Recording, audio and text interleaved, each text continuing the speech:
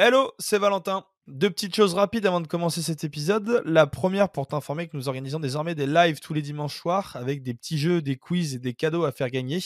Le tout dans une ambiance détente. Alors si t'as le temps, n'hésite pas à passer une petite tête sur notre chaîne Twitch ou YouTube. Deuxième chose, l'Euro 2024 arrive et dans l'objectif de se développer financièrement, 11e art est à la recherche d'un partenaire qui pourrait nous accompagner tout au long de la compétition. Si tu connais quelqu'un qui connaît quelqu'un qui connaît quelqu'un qui bosse dans une boîte qui serait intéressé, n'hésite surtout pas à nous envoyer son contact ou à transmettre nos coordonnées ou nos réseaux sociaux sur lesquels nous répondons très rapidement. Et enfin, pense à t'abonner, à liker et à activer les petites cloches pour être informé des nouveaux épisodes. Très bon épisode à toi.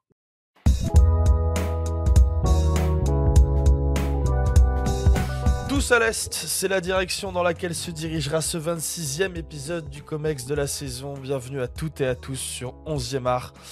Mais alors pourquoi cette direction aujourd'hui? Puisqu'il y a quelques semaines, notre très demandé membre du COMEX, Olivier Jarros, présent avec nous ce soir, était en Hongrie, où une réunion était organisée pour discuter de la création d'un nouveau championnat régional. Plusieurs représentants d'autres pays étaient présents sur place pour évoquer ce qui pourrait devenir une Conference League 2.0 en regroupant les clubs d'une douzaine de pays d'Europe de l'Est. Une idée inspirée de ce que l'on appelle l'initiative des trois mers, une réunion de plusieurs pays localisés entre les mers Baltique, Adriatique et la mer Noire, dans le but de créer une dynamique régionale et renforcer la coopération économique, notamment en matière d'énergie et de transport. Parmi les pays concernés, on retrouve des États baltes, l'Estonie, Lettonie, Lituanie évidemment, des pays des Balkans comme la Bulgarie, la Grèce et la Roumanie, de l'ex-Yougoslavie avec la Slovénie et la Croatie, sans oublier l'Autriche, la Tchéquie, la Slovaquie et donc la Hongrie.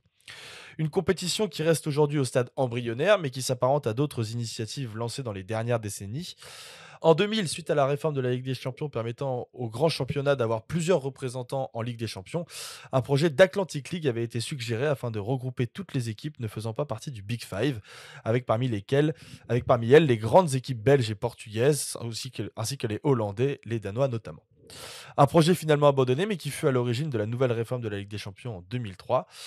Autre exemple aussi en 2020, un projet de Benny League avait été lancé par la fédération belge pour fusionner les championnats belges et néerlandais. Des initiatives régulièrement rejetées par l'UEFA qui refuse l'organisation de compétitions supranationales, mais la décision de la Cour de justice européenne en décembre dernier suite au récent projet de Super League remettant en cause le monopole des compétitions de l'UEFA vient rebattre les cartes et offre des terrains d'expression pour des initiatives comme celle-ci.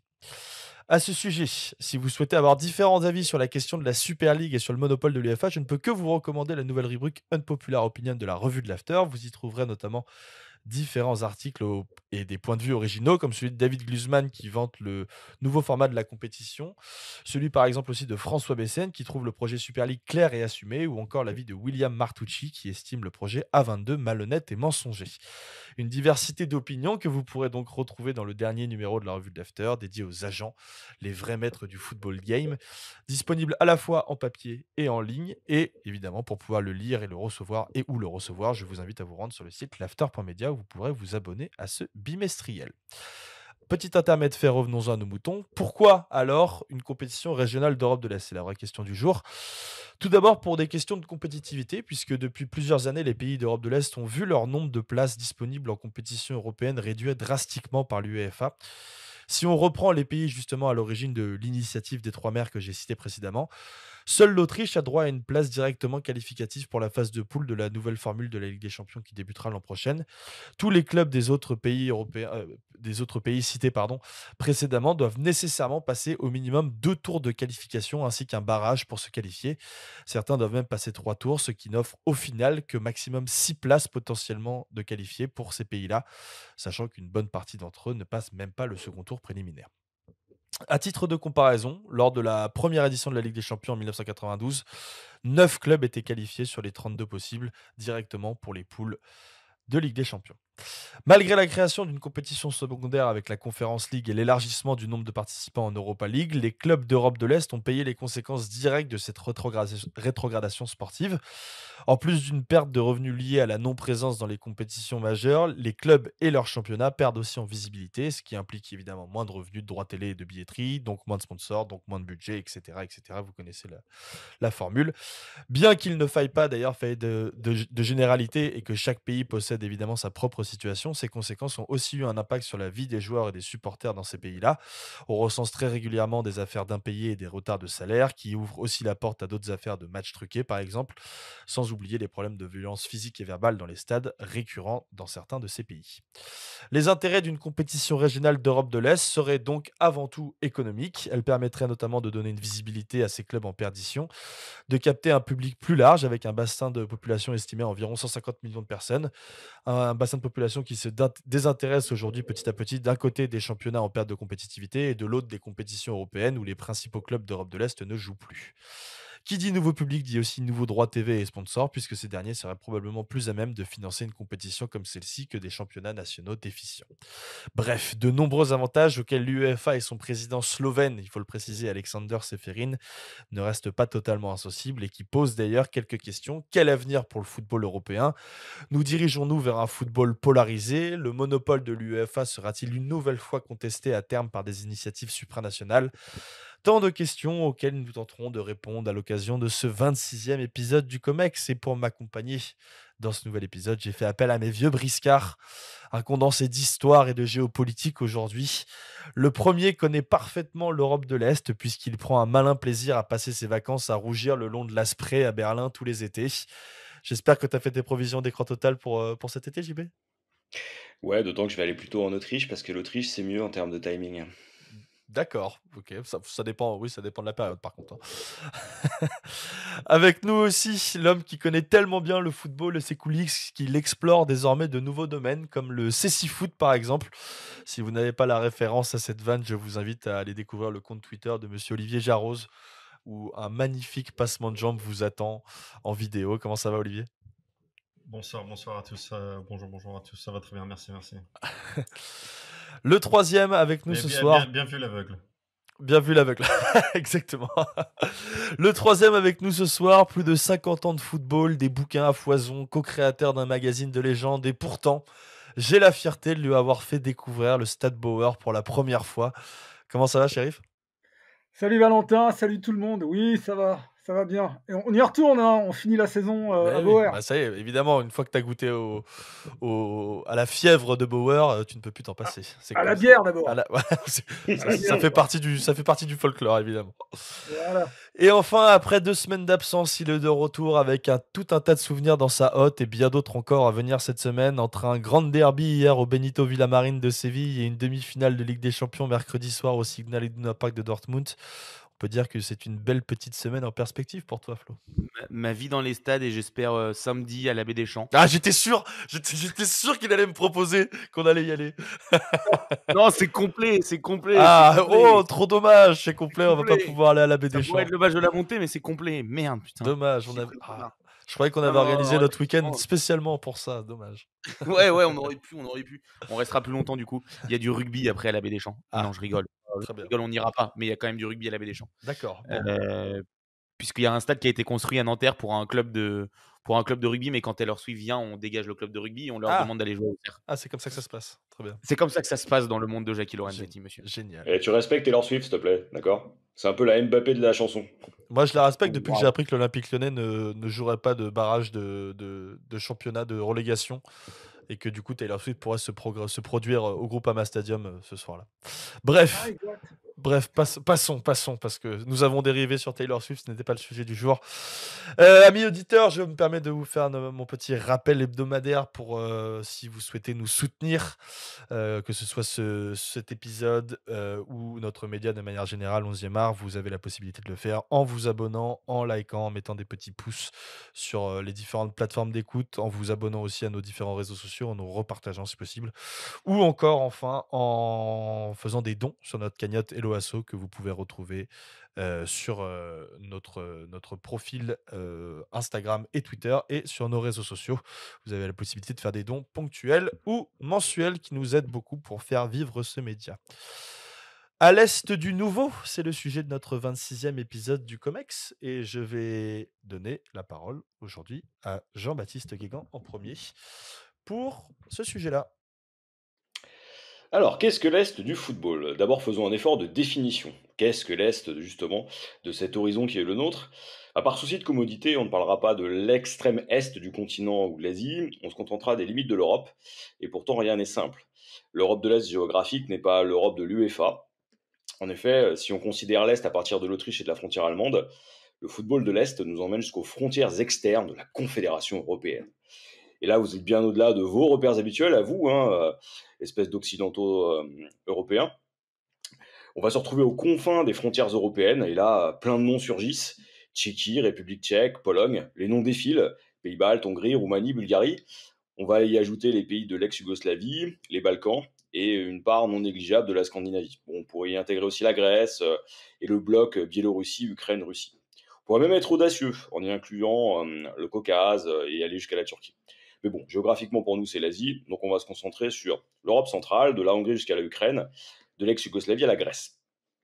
Et quand on parle de l'Est du football, on parle de l'exotisme de ces rencontres en plein hiver, de ces matchs improbables dans des contrées inconnues, toutes ces rencontres qui nous ont fait découvrir d'autres clubs, une autre géographie. Les supporters du PSG s'en félicitent parce que grâce au football, ils voyagent. Le premier match européen du PSG a lieu à Sofia en Bulgarie en 82 face au Lokomotiv. C'est un 16e de finale de vainqueur de coupe. Alors c'est une victoire, mais elle ne se confirmera pas. 84-85, le fameux club de Vidéoton en Hongrie achève notre parcours en Coupe de l'UEFA. Et puis plein d'autres noms vont surgir. C'est le FC Vitkovice en Tchéquie, puis plus tard le FC Lahti en Finlande. Bon. Aujourd'hui, rencontrer les clubs de l'Est, c'est un peu plus compliqué, notamment en Ligue des Champions. Tu l'as très justement dit, Valentin, parce que le football européen d'élite s'est concentré sur son Occident. Et pourtant, personne n'a oublié du côté de Marseille l'Étoile Rouge de Belgrade, spéciale dédicace, et puis surtout la double présence du Steaua Bucarest en 86 et 89 en finale de Coupe des clubs champions. Alors, dans toute l'histoire, c'est simple. Depuis la création de l'épreuve, c'est-à-dire Ligue des Champions et Coupe des Champions comprises, c'est 5 finales à l'Est, si on ajoute le Panathinaikos en 71 et le Partizan Belgrade en 66, pour simplement 2 titres, le Steaua en 86 et donc Belgrade en 91, au détriment de la grande équipe marseillaise de Bernard. Bernard, tapis notre modèle à tous. Mais bon, aujourd'hui, et depuis la réforme de la Ligue des Champions, c'est simple, plus aucun pays de l'Est ne s'est hissé en finale. Et pour reprendre Kundera, dans son article de 83, dans un Occident kidnappé ou la tragédie de l'Europe centrale, pour lui, cette Europe centrale, culturellement reliée à l'Ouest, géographiquement au centre et politiquement à l'Est, le football n'y échappe pas non plus. Il raconte l'histoire d'un effondrement, a fortiori après la fin de la guerre froide. Et donc ça pose une question. Qu'est-ce que l'Europe du football aujourd'hui ? C'est d'abord l'histoire d'une ancienne place forte du football européen, de la Hongrie jusqu'à la Russie. Une place forte qui a clairement perdu de sa superbe. Le football de l'Est est présent, mais il compte moins, beaucoup moins. Certains pensent encore à la Hongrie de Puskás, à la Wunderteam autrichienne, ou à l'Ukraine du Dynamo période Lobanovski avec Shevchenko. Bon, alors aujourd'hui, nous en sommes loin. Le meilleur résumé de ça, c'est Jonathan Wilson qui le fait dans les pages New York Times.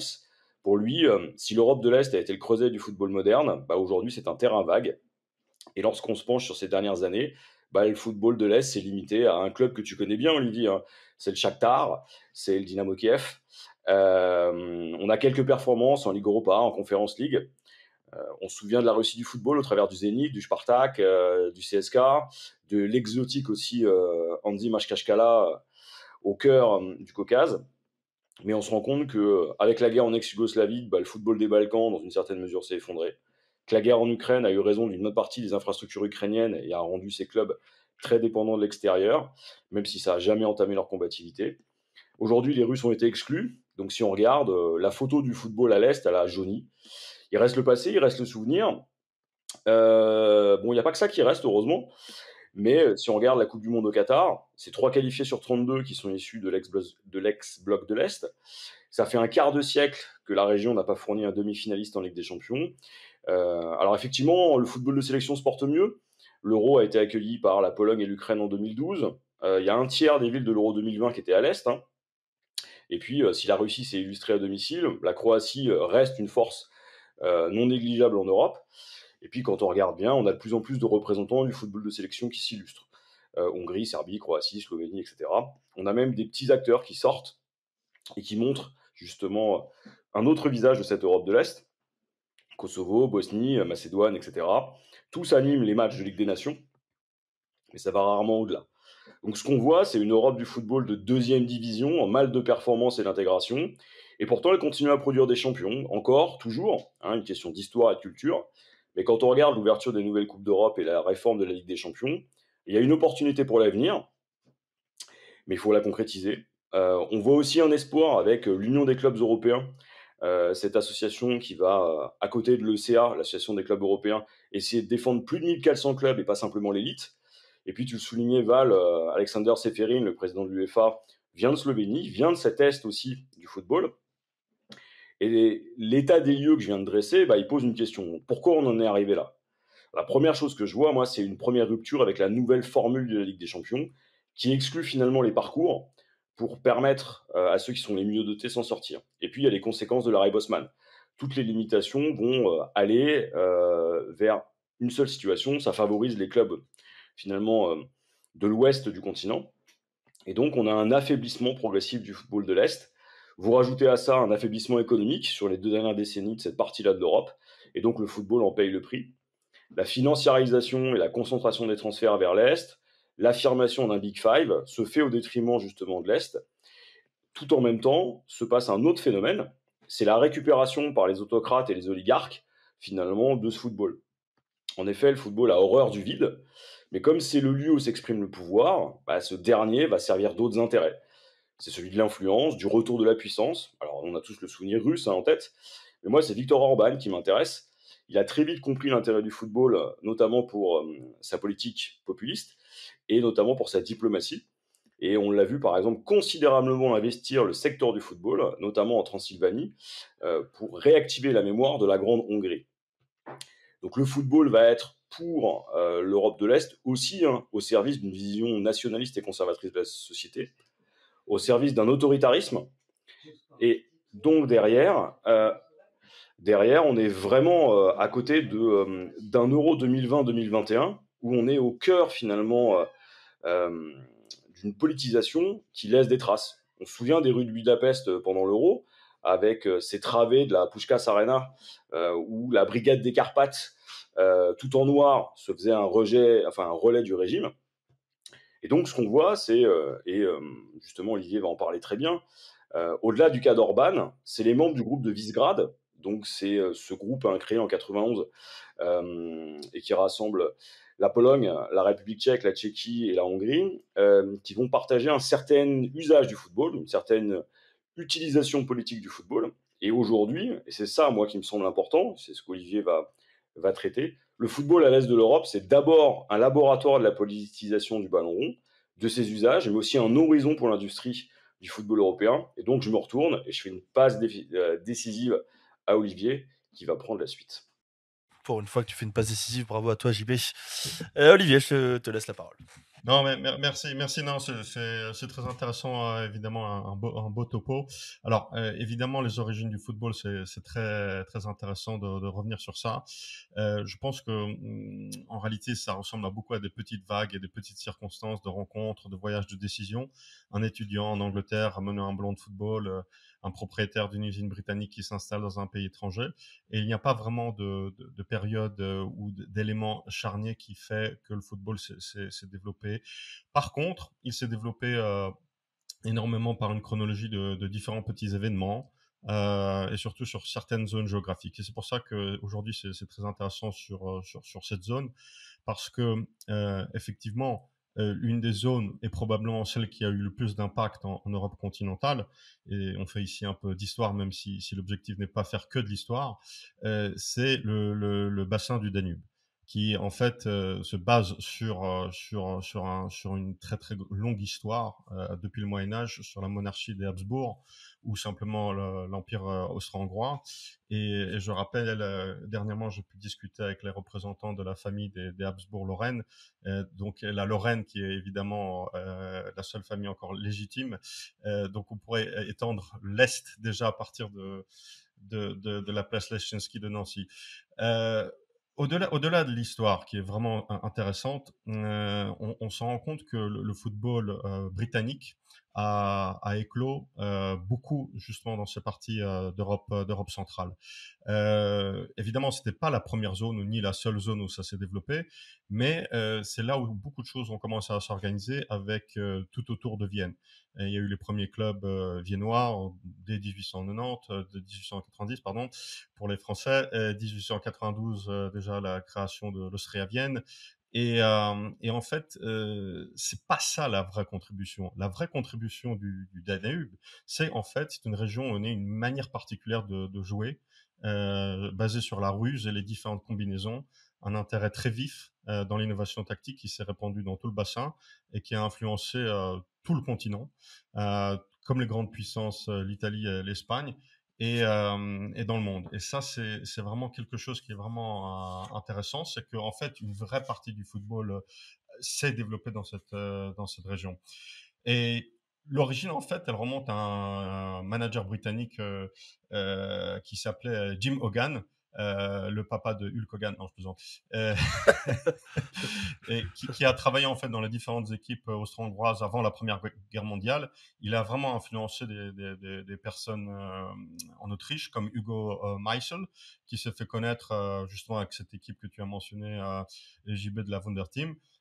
Qui était en fait un très très grand ami de l'anglais Herbert Chapman, qui est aussi un énorme créateur du football moderne, et qui a beaucoup influencé en fait les différents coachs, les différents entraîneurs. Alors on peut mentionner Karl Rappan, qui fut en fait le créateur original de ce qui est devenu plus tard le Catenaccio, Ernst Happel, qui a d'ailleurs le nom du stade de Vienne, qui est devenu un des meilleurs entraîneurs du monde, qui a été la source d'inspiration de Rinus Michels, qui en fait a été le professeur de Johan Cruyff, qui a été le professeur de Pep Guardiola.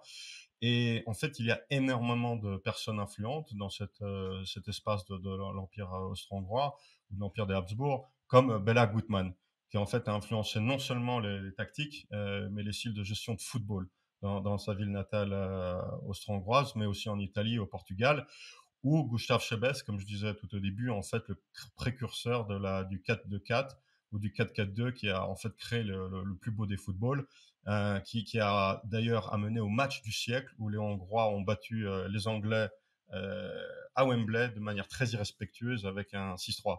Donc en fait, on va vraiment dans le passé, mais je pense que ça c'est vraiment intéressant parce que quelque part, dès 1897, enfin 1897, les différents clubs et les différentes parties de l'Empire autrichien commençaient à s'organiser par une compétition qui s'appelait à l'époque la Challenge Cup, qui s'est jouée jusqu'en 1911. Et après la Première Guerre mondiale, ils ont, sur les ruines de l'ancienne monarchie d'Habsbourg, une coupe a été fondée qui s'appelait la Coupe Mitropa. D'ailleurs, la Coupe Mitropa a donné en fait naissance et a inspiré énormément la Coupe Europa, enfin ou les coupes UEFA. Et elle a été fondée en 1927 avec des participants de l'Autriche, de Hongrie, de Tchécoslovaquie et de Yougoslavie. Et finalement, à l'époque, et ça c'est le clou de l'histoire, c'est que cette région a refusé aux équipes espagnoles type Real Madrid de jouer en Coupe d'Europe. Donc en fait, c'est intéressant parce que 100 ans plus tard, c'est plutôt l'inverse. Donc l'histoire dans le cas de figure du football ne se reproduit pas. Mais pourquoi toute cette histoire? C'est parce que en fait, toute cette région est une région qui a beaucoup toujours porté sur l'innovation, dans tous les domaines et aussi particulièrement dans le football. Et malheureusement, les aléas du XXe siècle, avec les différentes guerres mondiales, ont complètement disséminé et ont, comme on dit en France, balkanisé les États. Donc finalement, on se retrouvait d'un grand empire austro-hongrois dans des très petits États. Et évidemment, les choses ont été évidemment plus complexes, et avec le communisme qui a quelque part changé la nature même de l'innovation, puisque tout était réglementé et strictement régulé par l'État central. Alors ça marchait jusqu'en dans les années 90, avec des équipes extrêmement solides et extrêmement athlétiques. Mais une fois que le mur du Berlin est tombé, les équipes type Red Star ou Steaua Bucarest, et j'ai regardé en fait les coefficients. En fait, ça c'est incroyable. Le Steaua Bucarest était top 10 du coefficient UEFA. Aujourd'hui, ils sont dans les bas-fonds.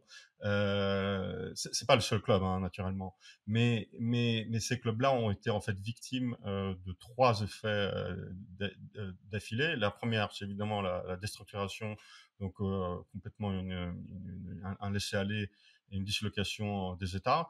Deuxièmement, dans la foulée, ils se sont pris le capitalisme, où ils étaient évidemment pas prêts à absorber ce type de changement économique, surtout que c'était des gestions où à l'époque, chaque équipe, peut-être dans l'Union soviétique, était gérée par un ministère. Le ministère de l'armée, par exemple, c'était les fameux CSKA. Les équipes de police, c'était les fameux Dynamo.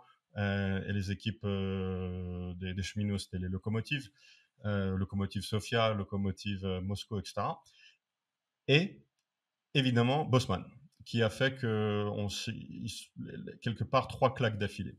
Plus les dislocations un peu plus tardives qui font que, par exemple, un Monténégro que tu as pu citer, même avec toute la volonté qu'il peut avoir, il recommençait tout en bas de l'échelle au niveau du coefficient.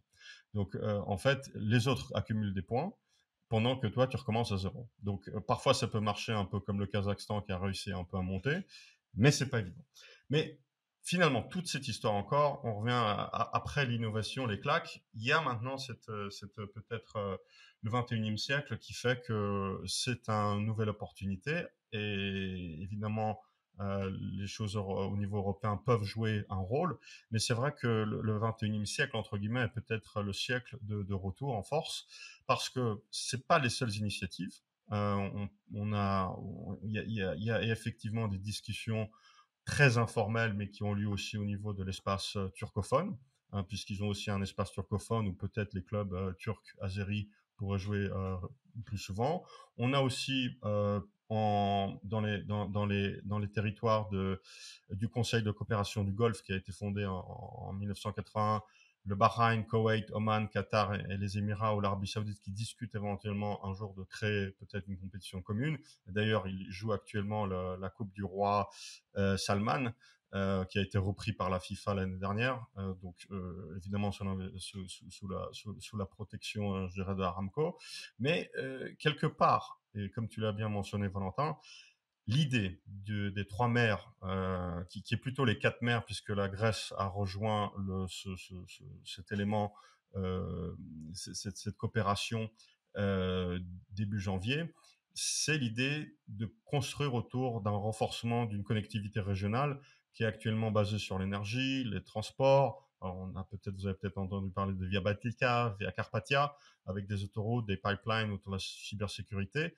Et finalement, autour de ce projet très très large, pourrait se greffer un concept footballistique, parce que finalement, l'Europe du football aussi a voulu se créer autour de l'Union européenne, ça n'a pas marché, mais ça ne veut pas dire que ça ne marchera pas sur d'autres projets, d'autant plus que les clubs, et je termine avec ça, beaucoup comprennent qu'aujourd'hui, même les petites compétitions, les compétitions type Conference League, ne suffisent plus à être compétitifs et à surtout devenir grand, parce qu'il ne s'agit pas de rattraper, mais il y a aussi une ambition, pourquoi pas, devenir plus grand. Donc je pense que c'est quelque chose qu'on va traiter encore après dans la discussion.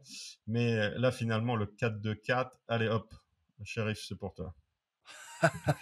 Excellente transition. Chérie, je te laisse la parole. Voilà.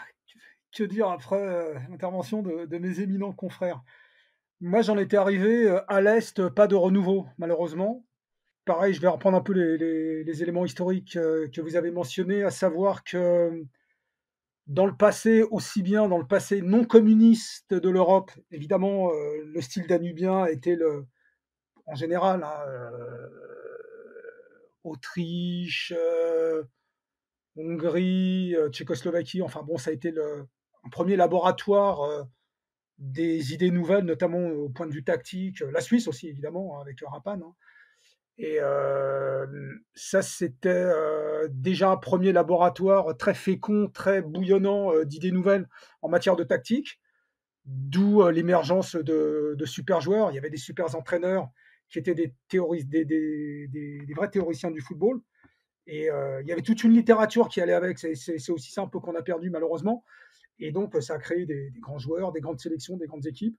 Il y a eu la guerre, ensuite il y a eu la période soviétique. Alors la période soviétique, elle a eu ses bons côtés. Quand je parle de la période soviétique, je parle évidemment de l'URSS et des pays de l'Est. Et il y avait une double dynamique derrière ce football-là. Il y avait évidemment une dynamique idéologique, nationaliste, disons-le clairement, à travers une grande sélection comme la Hongrie, on faisait briller son pays aux yeux du monde entier. Ça faisait resplendir aussi la vitrine du socialisme des pays de l'Est. Et à côté de ça, il y a toujours encore une approche scientifique, avec ses mauvais côtés. Bon, bah, évidemment, les surdoses d'efforts compensées par évidemment des produits illicites, mais je ne vais pas m'attarder là-dessus. Mais à côté, il y avait aussi une vraie réflexion de manière totale, avec des entraîneurs évidemment comme Lobanovski, qui lui incluait dans sa façon de voir le football des éléments scientifiques, parce que c'était un physicien, et puis toutes sortes de choses qui l'inspiraient, comme le Bolchoï, comme le cirque de Moscou, enfin tout ça.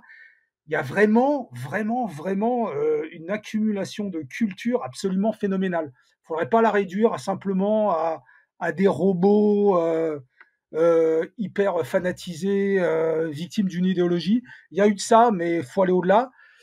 Et bizarrement, on l'oublie, il y a un peu le dernier des Mohicans, le dépositaire de toute cette richesse culturelle, tactique des pays de l'Est. Je pense à Luchescu, qui est encore en vie, un Roumain, donc un entraîneur roumain qu'on connaît tous, qui a entraîné beaucoup en Ukraine, notamment Kiev, Shakhtar. Et c'est pour moi, c'est le dernier vestige. En plus, c'est quelqu'un qui est polyglotte, vous le connaissez tous, hein, c'est grande intelligence, très francophile. C'est d'ailleurs dommage que le football français l'ait raté. Je pense à certains clubs. Bon, bah voilà.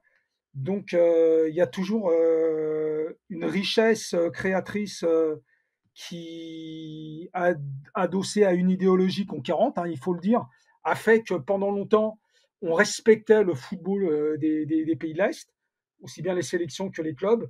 Alors, comme tu l'as dit, JB, en effet, aller jouer dans les pays de l'Est, bah, c'était les petits stades, coupe-gorge, avec la milice un peu partout dans le stade. Et puis un arbitrage, surtout quand un arbitrage des pays de l'Est arbitrait les clubs de l'Est, en général, il y avait aussi pas mal d'injustices et de magouilles. Bon, bah, enfin, voilà, quoi. Et donc, bah, tout s'est écroulé en partie, comme vous l'avez bien mentionné, avec la chute du mur de Berlin. Il y a eu, un dépérissement global des politiques sportives. Et c'est pas que le football. Vous pouvez regarder, par exemple, les Jeux Olympiques, autrefois. Alors, je mets de côté les pratiques illicites, hein, parce qu'il reste le talent quand même. En gymnastique, je veux bien qu'on se dope, mais je pense pas que Nadia Comaneci, Olga Korbut étaient dopées. Moi, je le pense pas. Enfin, bon, bref. Après, si vous parlez de la natation, non, il y avait vraiment, comment dirais-je, il y a quand même une excellence sportive incontestée. Donc, ces politiques-là ont finalement pratiquement, je dirais pas disparu, mais ça s'est un peu effondré à peu près dans toutes les disciplines sportives. Donc voilà, il y a aussi un phénomène qu'on sous-estime, mais qui est réel, qui est commun aussi au monde occidental, c'est la dénatalité, tout simplement. La démographie est en berne. Regardez par exemple des pays comme l'ex-Yougoslavie, je pense à la Croatie. Alors entre les gens qui quittent le pays où la dénatalité accélérée, on n'est pas encore à des déserts humains, mais quand même, quand il y a ce manque, entre guillemets, d'élan vital, ça se répercute forcément sur la pratique sportive. Et pour en venir plus globalement à notre époque, ces 20 dernières années, je dirais que ces 20 dernières années, le football des pays de l'Est, notamment au niveau des joueurs et des équipes, il a pu se maintenir grâce à une sorte d'écosystème miraculeux qui tenait à la fois entre la Bundesliga et la Russie.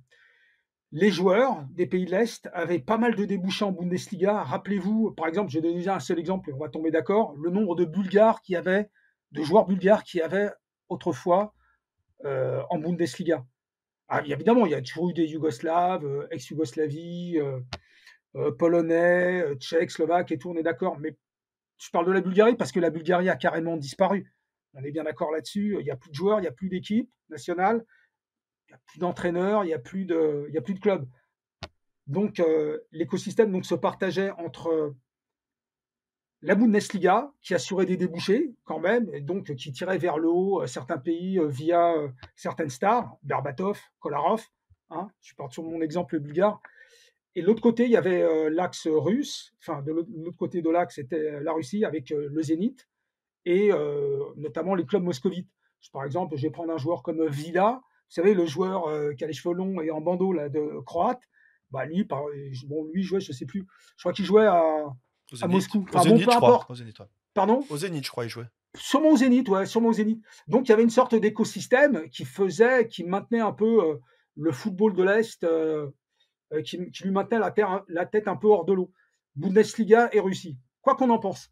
D'un autre côté, du fait qu'il n'y avait plus que 2 compétitions, à savoir la Ligue des Champions, où là, ça a été la disparition quasi totale, on est entièrement d'accord, la disparition quasi totale des clubs de l'Est, vous l'avez expliqué, donc je ne reviens pas là-dessus, mais il y avait la compétition consolante qui était l'Europa League. Et rappelez-vous qu'en Europa League, les clubs de l'Est, je pense notamment aux clubs russes et aux clubs ukrainiens, mais aussi d'autres clubs, encore l'ex-Yougoslavie qui arrivait encore à faire la maille, de temps en temps une petite surprise aussi avec peut-être un club hongrois ou polonais, peut-être, je ne sais pas, qui marquait encore une présence des pays de l'Est à un niveau assez acceptable. Alors, on n'est plus en Ligue des Champions, certes, mais quand même, on brille un peu en Europa League. Mais malheureusement, ça a été possible parce que y a certains grands pays de foot, je pense particulièrement à l'Italie et l'Angleterre, qui ne s'intéressaient pas vraiment à l'Europa League. Sauf que ces dernières années, les Anglais et les Italiens sont venus en force dans ce genre de compétition. Et là, on assiste à un recul, alors définitif, provisoire, j'en sais rien, l'avenir nous le dira, mais il y a quand même un recul, quasiment une disparition, alors là, vraiment de tous les clubs de l'Est, aussi bien en Ligue des Champions, en Europa League.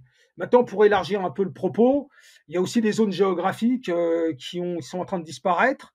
Alors peut-être pas au niveau des nations, et encore, mais c'est au niveau des clubs, c'est la Scandinavie. Je veux bien qu'on parle des pays de l'Est, l'effacement progressif des pays de l'Est, voire la disparition. La Scandinavie ne se porte pas très bien au niveau des clubs. Alors vous allez me parler de KP Copenhague, ok, d'accord, mais les clubs suédois, norvégiens, rappelez-vous, il y a 20 ans, 15 ans encore, il fallait se les taper. Aller jouer à Helsingborg en poule, c'était pas les 3 points assurés.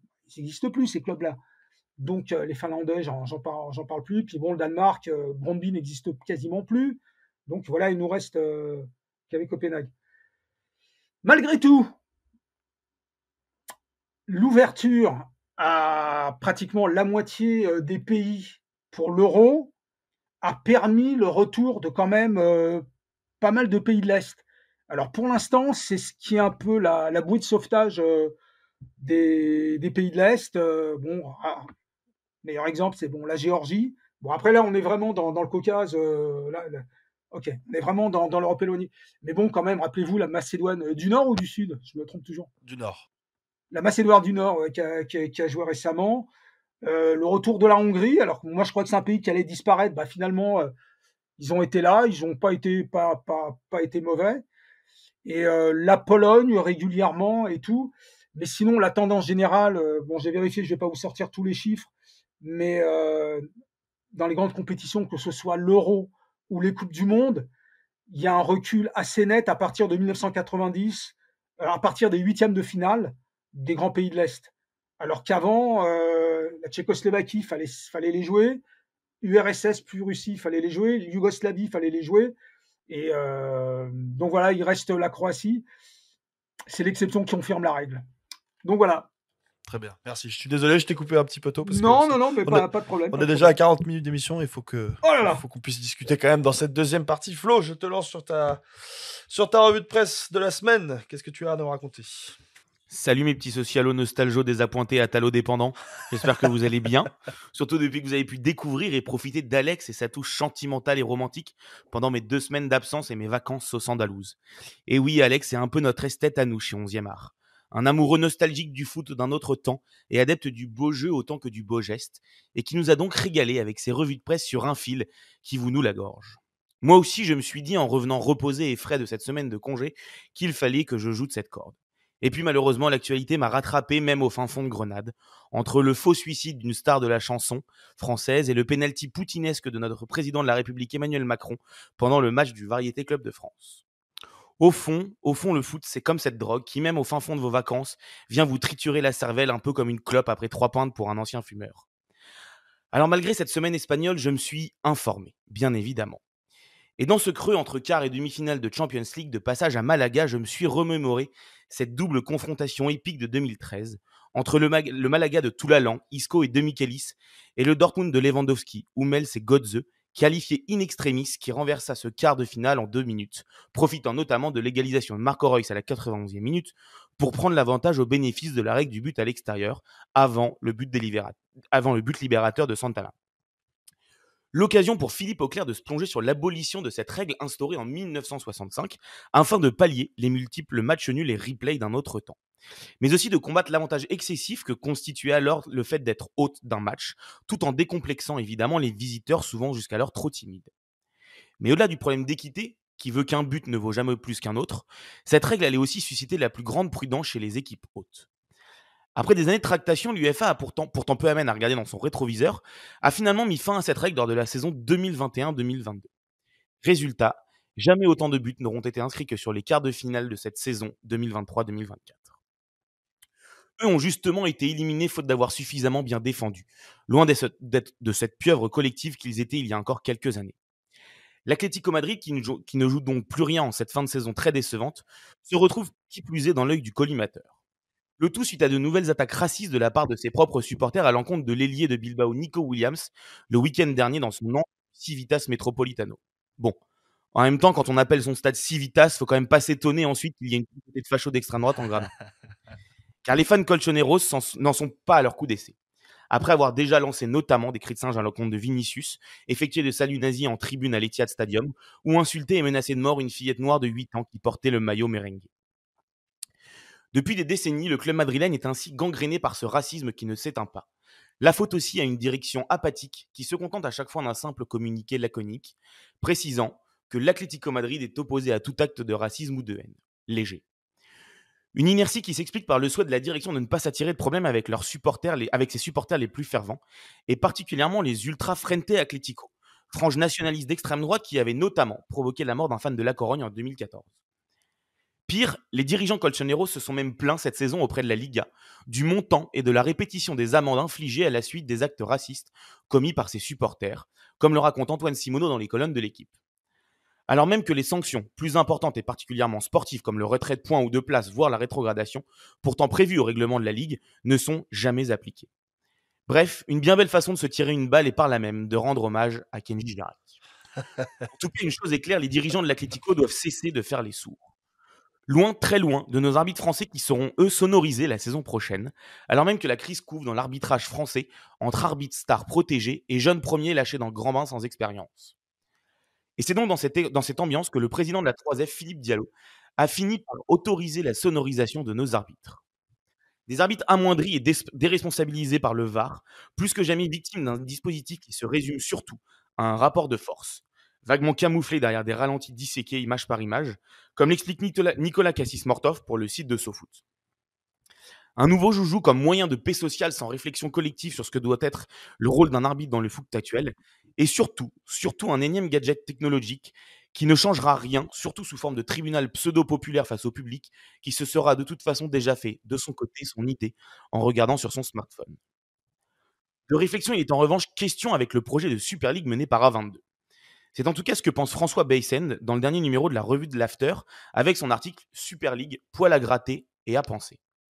Mettant en avant notamment la ligne directive du projet autour de 3 principes majeurs, la sécurité des revenus pour les grands clubs avec ses 3 niveaux de ligue, Gold, Silver et Blue comme parachute en cas de mauvaise performance sportive, le contrôle financier qu'A22 souhaite renforcer avec un salary cap strict et harmonisé à l'échelle continentale loin d'un fair play financier vu comme trop permissif, et enfin le retour du foot en clair, visiblement, en lançant sa propre plateforme de streaming gratuit alors que l'UEFA a restreint son audience en privatisant des droits de diffusion pour accroître ses revenus.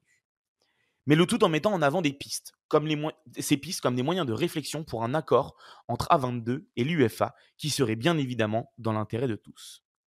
Bien davantage en tout cas qu'une guerre de tranchées entre les deux entités, conduisant à la dislocation de la plus belle compétition sportive au monde et la perte de sa riche histoire.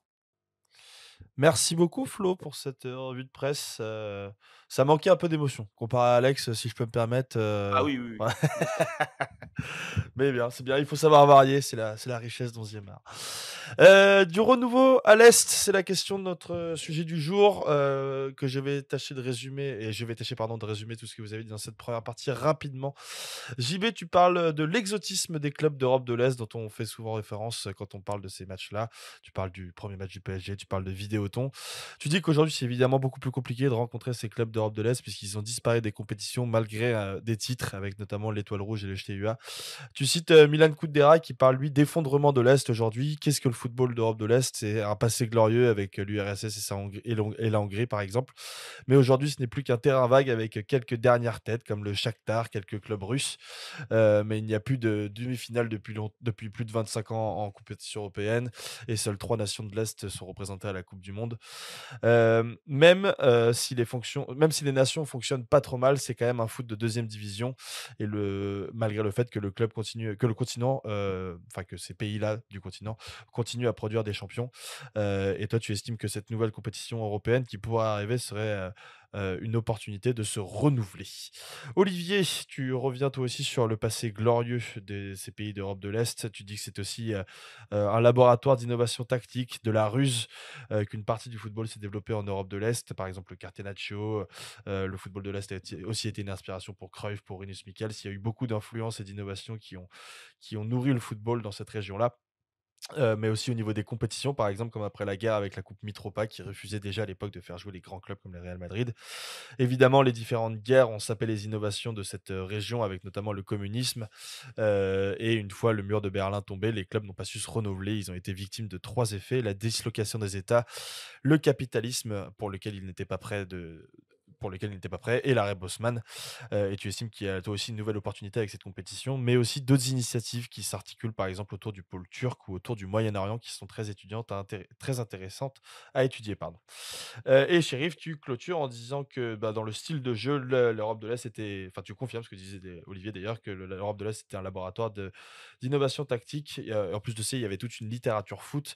Tu estimes qu'il y avait aussi une double dynamique, à la fois nationaliste, puisque c'était une vitrine du socialisme, et à la fois scientifique. Alors, d'un côté avec le dopage, mais aussi surtout une approche avec l'inspiration d'autres cultures. Par exemple, tu cites le Bolchoï de Nobalovski.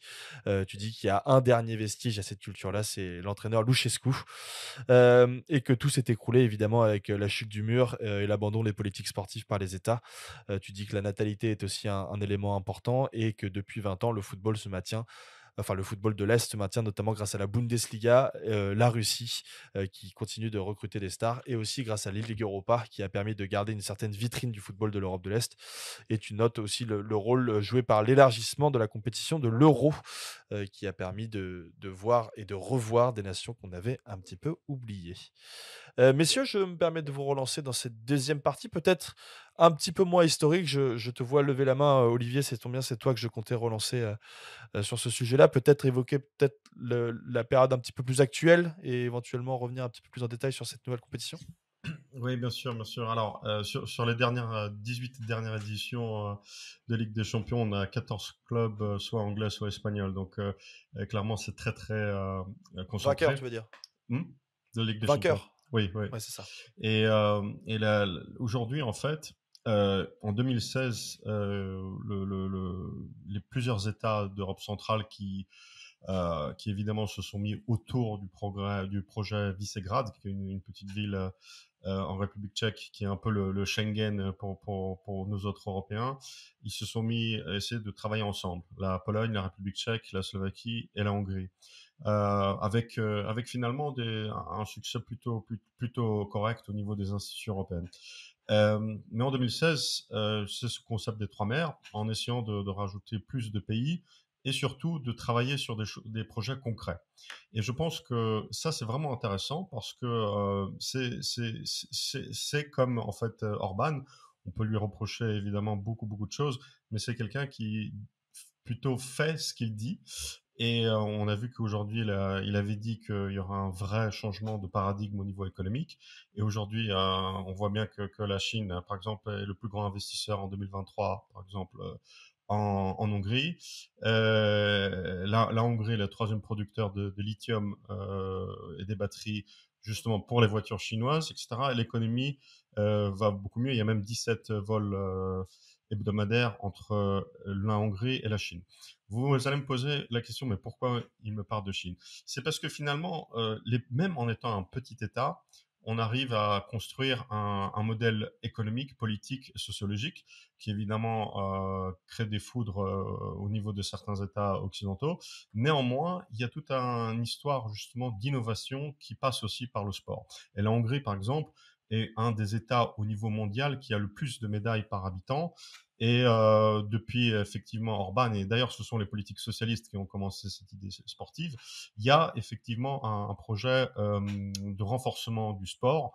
Et d'ailleurs c'est sous Orban que la Hongrie a remporté la première médaille d'ailleurs des Jeux Olympiques au niveau des Jeux Olympiques d'hiver.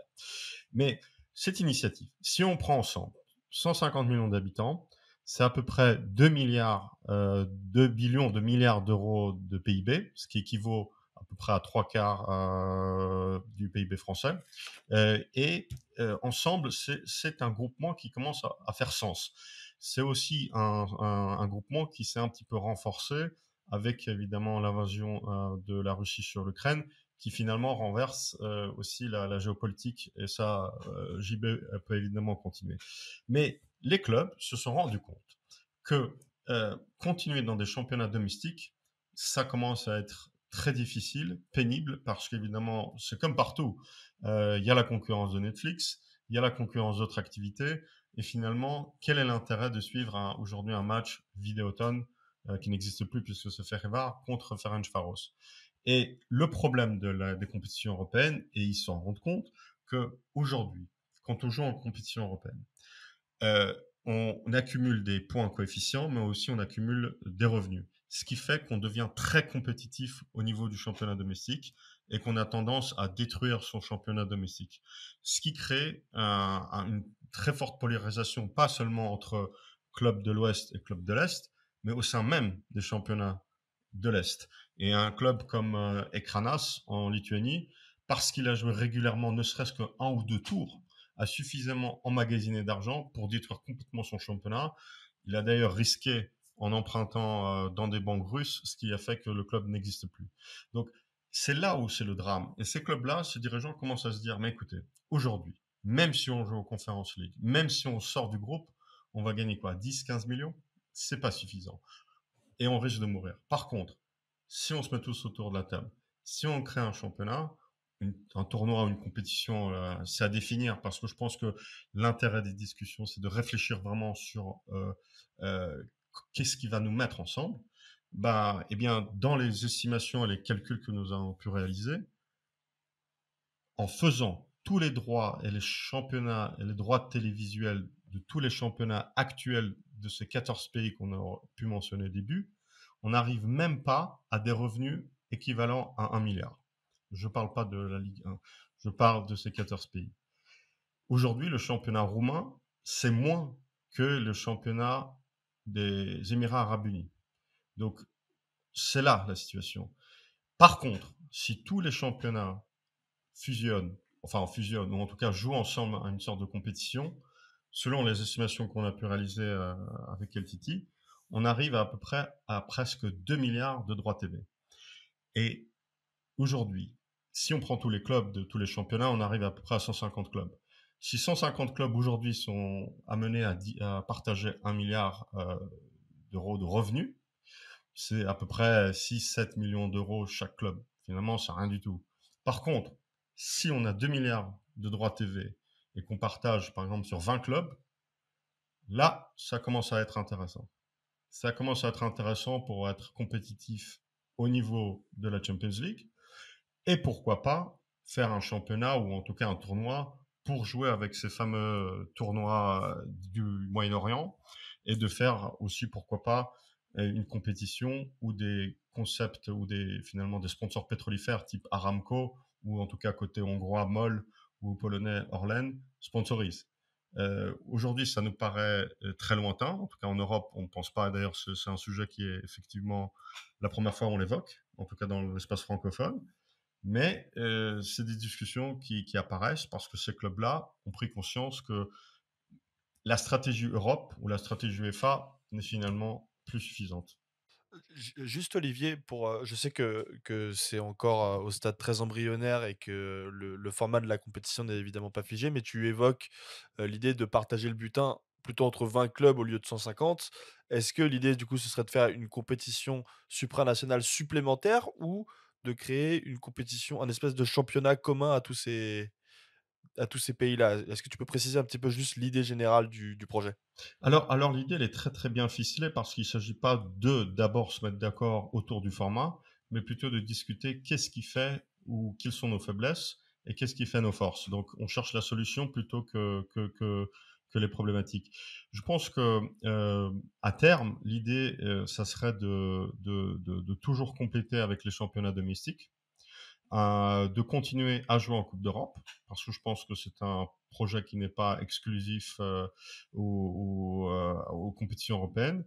Et c'est un projet qui permettrait peut-être à être joué soit peut-être pendant la période d'hiver, dans des espaces peut-être un peu plus chauds au sud de l'Europe, où d'ailleurs ces équipes-là généralement préparent leur saison, soit pourquoi pas jouer quand théoriquement la plupart des clubs d'Europe centrale sont éliminés.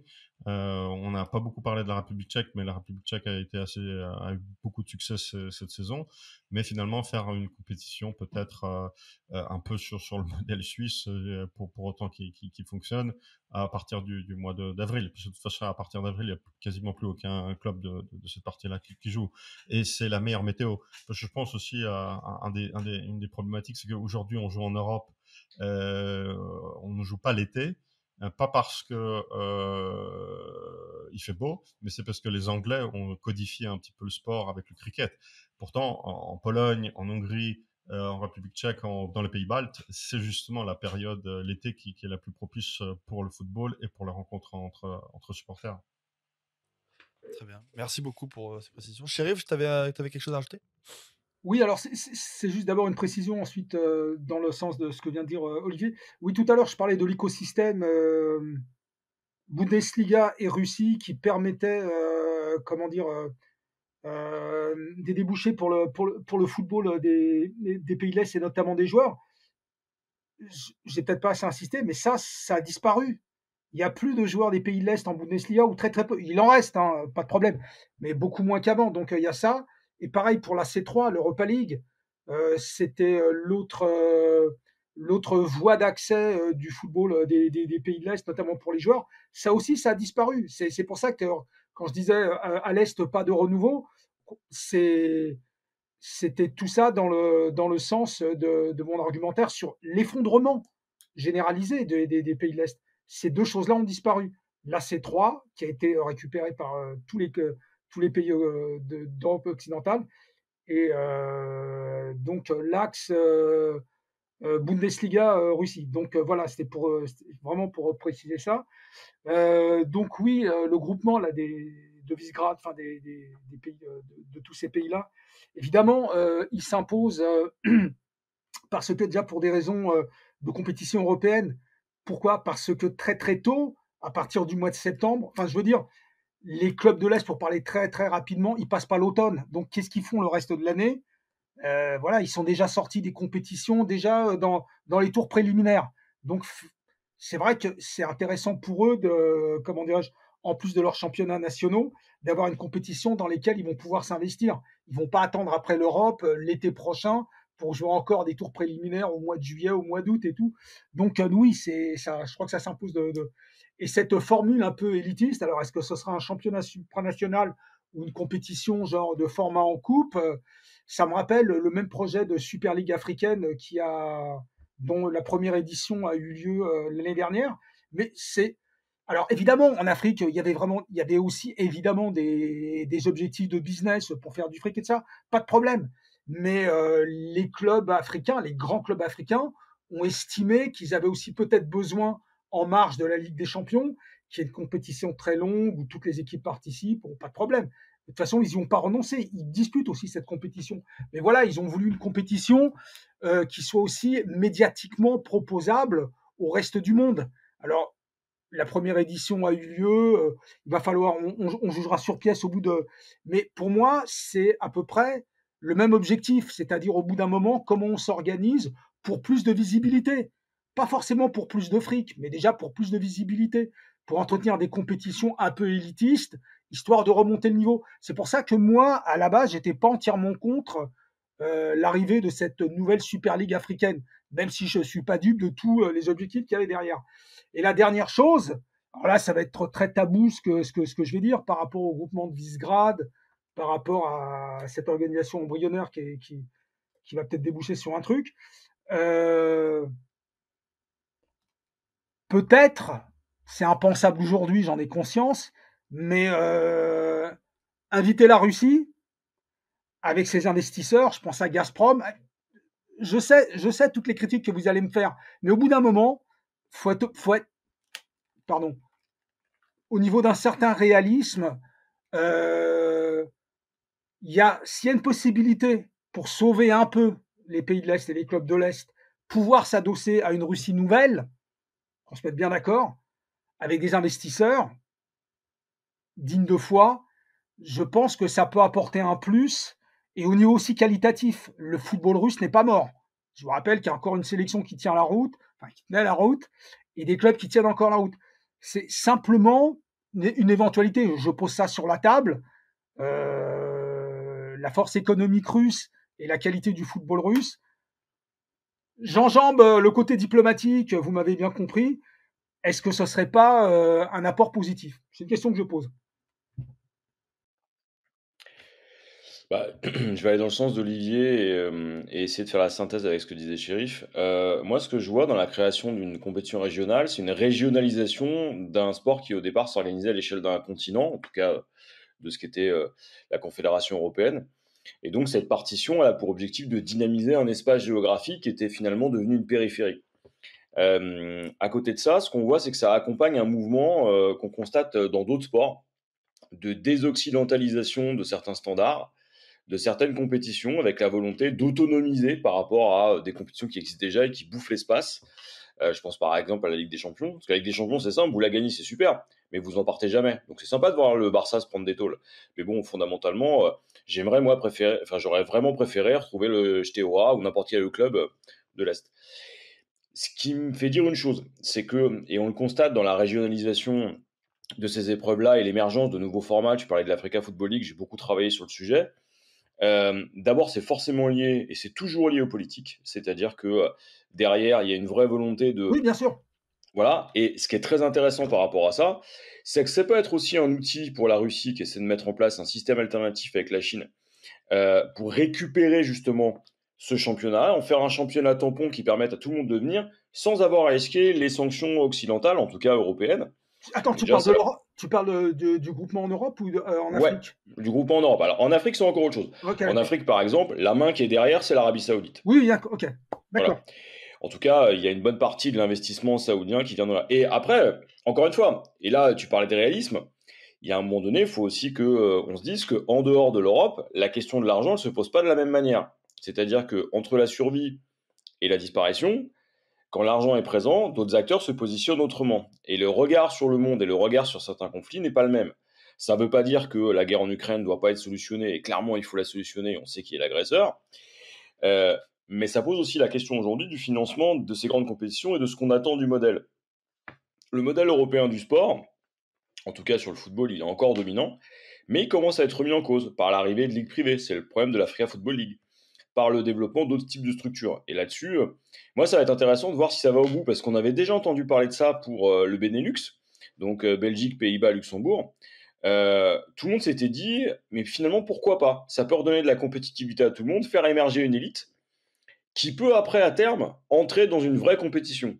Moi, ce qui me gêne, ce qui me fait dire une dernière chose, c'est que c'est tout à fait le type de projet qui va dans le sens d'un championnat du monde des clubs à la Gianni Infantino, à l'échelle globale.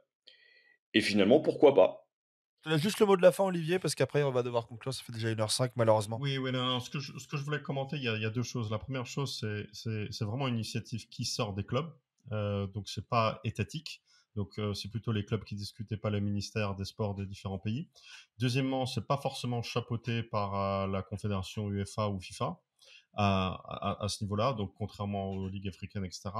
Et troisièmement, c'est aussi une contre-réponse potentielle justement aux compétitions russes, parce que faut pas oublier aussi que à l'origine l'initiative des Trois Mers, elle a pris beaucoup de temps à partir, mais celui qui a vraiment mis un coup de pied dans les Trois Mers, c'est Donald Trump. Donc, faut pas oublier que sur cet aspect logistique économique, il y a peut-être aussi un intérêt américain. Là où je voulais juste en venir, c'est que quelque part, c'est une initiative qui vient vraiment d'en bas. Donc ça, c'est super intéressant. Et quand on a commencé l'émission, quoi de nouveau à l'Est, peut-être c'est finalement 100 ans, 150 ans plus tard, l'innovation revient de différents individus et pas d'un outil étatique, etc., qui veut imposer quelque chose qui finalement ne va pas marcher. Et je renvoie à un chapitre de différents livres de Chadwick où on a pu écrire sur le championnat russo-ukrainien qui n'a absolument pas marché parce que c'était fait dans des bureaux des ministères et quand c'est quelque chose qui est fait par le politique, ça flanche. Et là, et dernier point, je pense que pour les auditeurs justement francophones qui écoutent, c'est intéressant de voir qu'en réalité, c'est possible, peut-être, et intéressant de suivre, surtout à l'avenir, que des initiatives de clubs peuvent emmener un chemin et créer une histoire de l'avenir. Très bien. Merci beaucoup, Olivier, pour cette dernière intervention. Merci à vous, les gars, pour cette émission de manière générale. Je suis moi-même un petit peu frustré que ça se termine maintenant. Donc, je me permets de vous dire que si l'émission vous intéresse et que vous avez encore des questions, n'hésitez pas à les poser sur les réseaux sociaux. Je solliciterai personnellement nos 3 intervenants du soir pour qu'ils vous répondent directement. On va quand même clôturer cette émission avec nos recommandations culturelles hebdomadaires. Et je reprends l'ordre de cette première partie en donnant la parole à JB. Donc moi, je vous conseille Recruteur d'Enzo Gebali. C'est sorti chez Solar. C'est une manière de penser le métier de recruteur, et cette fois avec les yeux de ceux qui l'exercent au quotidien. Enzo est l'ancien euh, chargé de recrutement du Stade de Reims, et aujourd'hui il bosse pour le FC Dallas. Donc lisez-le, c'est bien, c'est formidable. En plus, ça vous donnera de quoi faire, hein, parce que c'est plus de 500 pages de bonheur. Oui. Et vous pouvez suivre au passage Enzo sur Twitter, qui est très pédagogue sur son métier. Olivier.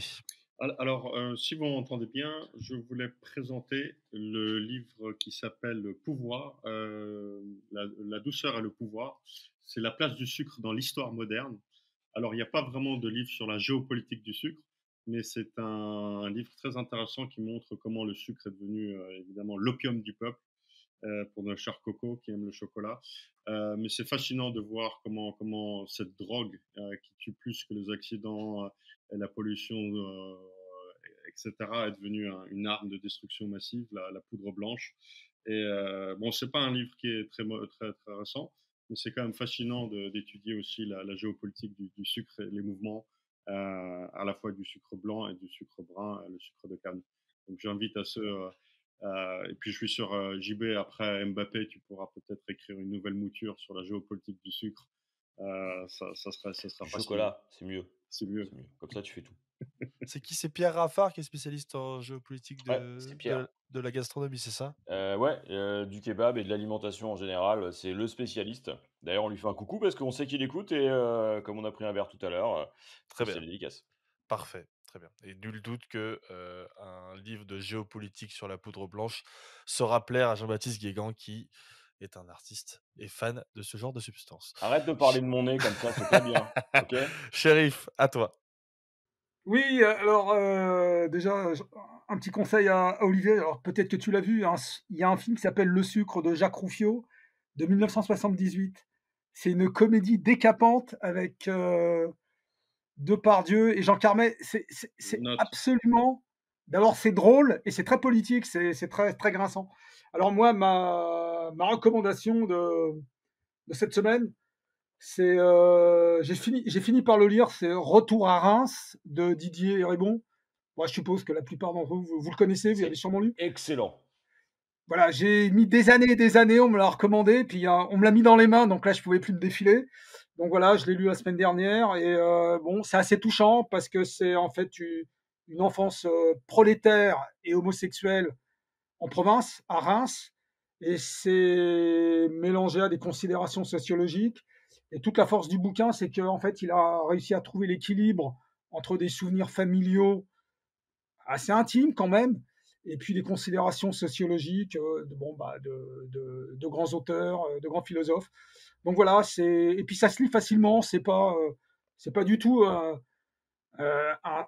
un bouquin chiant de sociologie. Donc voilà, Didier Héribon, retour à Reims. Merci beaucoup, chéri. Flo. Moi, j'ai pas eu de grosses recos parce que j'étais, comme vous le savez, en congé et que j'ai pas lu énormément de Personne trucs. ne le sait, Flo, ça, par contre. Ouais, voilà. J'ai pas fait l'effort de lire beaucoup de choses.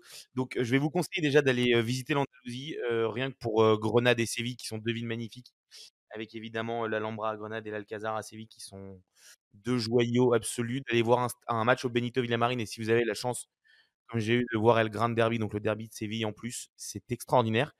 Et du coup, pour les gens qui sont en vacances ou qui ont pas forcément le temps de lire beaucoup de trucs, moi, c'est un article que j'ai lu rapidement un soir la semaine dernière. C'est un article dans l'Équipe, une interview de Victor Pereira, qui est historien spécialiste du Portugal, chercheur à l'université de Lisbonne, qui a été interviewé par Régis Dupont à l'occasion des 50 ans de la Révolution des œillets. Et article très intéressant sur à la fois le rôle du foot dans la Révolution des œillets, ce qu'était le foot avant la Révolution des œillets et ce qu'il est devenu après. C'est à la fois le rôle du foot à ce moment-là et ce que la Révolution des œillets a eu comme répercussion sur le football portugais, et notamment l'avènement du grand FC Porto, plutôt au détriment, si on peut dire, du Benfica, qui était plus le club du pouvoir, même si c'est très rapidement résumé. Et c'est une interview qui est très courte, mais qui est très riche, très dense et ultra intéressante, et que je vous conseille. Très bien, et je clôturerai cette émission en confirmant une recommandation que j'ai faite il y a quelques semaines pour dire qu'évidemment le podcast de Philippe Collin sur Céline est absolument exceptionnel, qu'il faut absolument l'écouter, c'est vraiment super. Et ma recommandation de la semaine, c'est évidemment La guerre du sport, une nouvelle géopolitique de Lucas Aubin et l'ami Jean-Baptiste Guégan, que j'ai eu le plaisir de recevoir dans ma boîte aux lettres la semaine dernière, que j'ai eu le plaisir de commencer, et je vous avoue que je suis très agréablement surpris. Enfin, je suis pas très surpris, à vrai dire, parce que je savais que ce serait bien. La qualité, mon Et ami, voilà, la qualité. voilà. On sent que toute cette poudre a fini par pondre quand même quelque chose de très productif. La guerre du sport, une nouvelle géopolitique, je confirme que c'est vraiment super. Je n'ai lu qu'une 60aine de pages pour l'instant, mais j'ai déjà appris plein de choses.